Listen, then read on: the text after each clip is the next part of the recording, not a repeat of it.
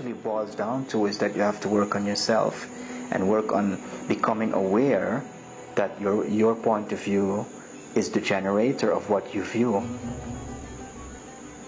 And that will bring us to another level in observation, which was what Jung referred to as the transcendent level.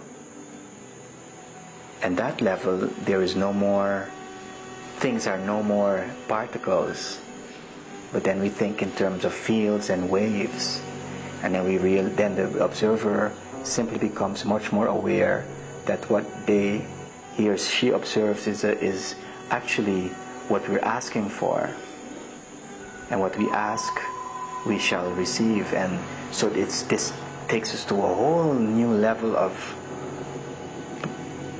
behavior or of existence. So then the most important thing that you have to do is to work on your own point of view.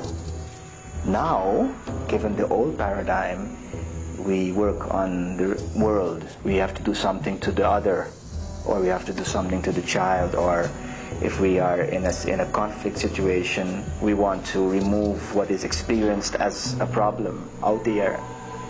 And this work, when it's taken to its logical end, would say that I have to change the way I look at the world. Then the world will change.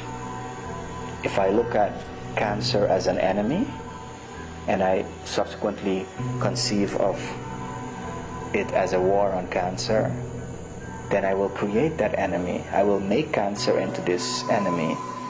Fear. Yes, which is then this wrong point of view. So then we work on a change of the way we experience the world, not the results of the wrong experience of the world. If I experience cancer as an enemy and as a war, I am going to make it a war. But how can you experience cancer as something friendly? Exactly. That's the whole point. Right at the moment, it's experienced as something, as an enemy, but one can experience it as, for instance, as feedback, as the body trying to tell us something. So what was an example of that you had a client that experienced and then she gets cancer of what? You have some example to that people evoke it? Well, yes. The idea would be that we create our diseases, and because we basically, our outlook on reality is asking for these diseases. If I experience cancer as an enemy and as a war, it will become that. Yes, this is the problem, because once we move to that transcendent level, that this is what becomes the experience of the world, and that is that we are creating what is befalling us. And that's why it's a hell of a shock to the experience at the lower level, to have to find out that yes, I am creating what I am experiencing, that what I see is basically a question, and that question will be answered. If I am experiencing my husband as promiscuous, I will create that eventually.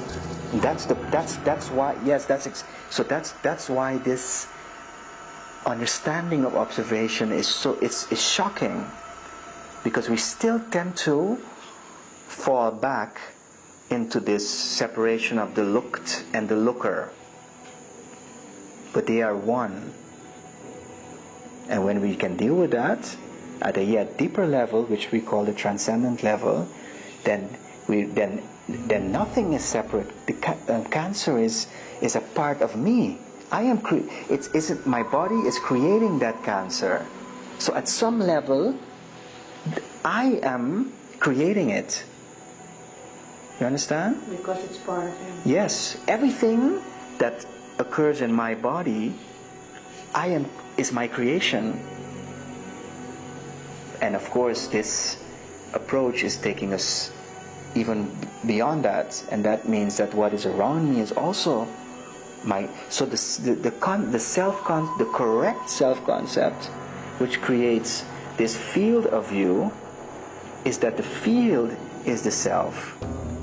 Of course, my body is part of myself.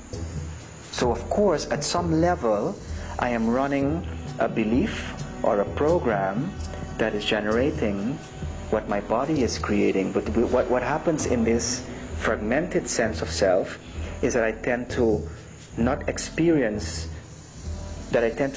certain parts of what's happening in that self as not part of the self. So I'm experiencing it as alien to me because I'm not owning up to the whole self, which is the field. I'm not owning up, for instance, to the fact that what I am experiencing in you is a part of me. Equally, I'm not owning up to the fact that what is happening in my body is part of me. So when I have a pain somewhere, I also tend to relapse to the old viewpoint where it's experienced as something external to the self. The same way I would experience that my tending to see my partner as promiscuous is part of my perception.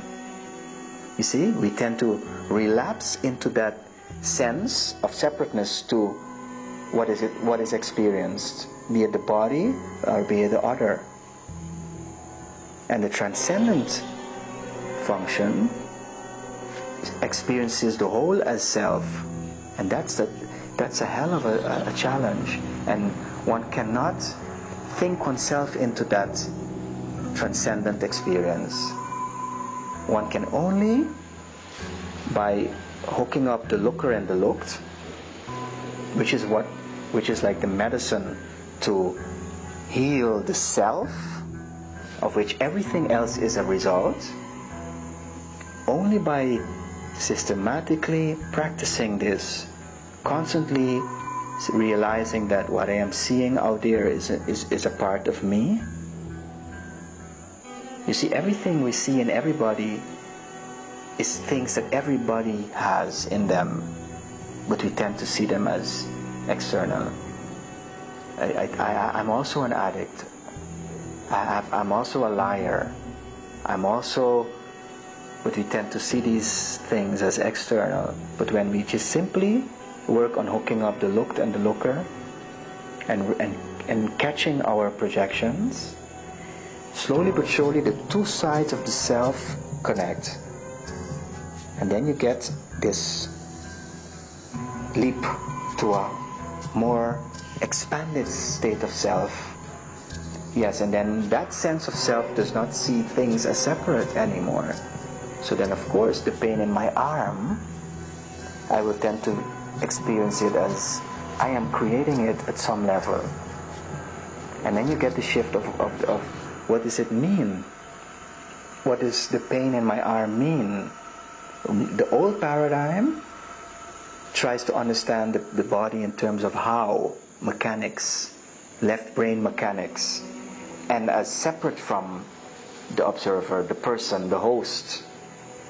But this new approach would then the approach to bodily symptoms is more based on the why. And then you get someone that generates a terrible pain in arm pain, and that actually they would like to choke someone with that arm, but they have dissociated from that part of the self. That's the self that is fragmented in multiple viewpoints or identities. And then the body is simply playing out that identity, that piece of the self that the person does not want to connect to. So that physical problem has to be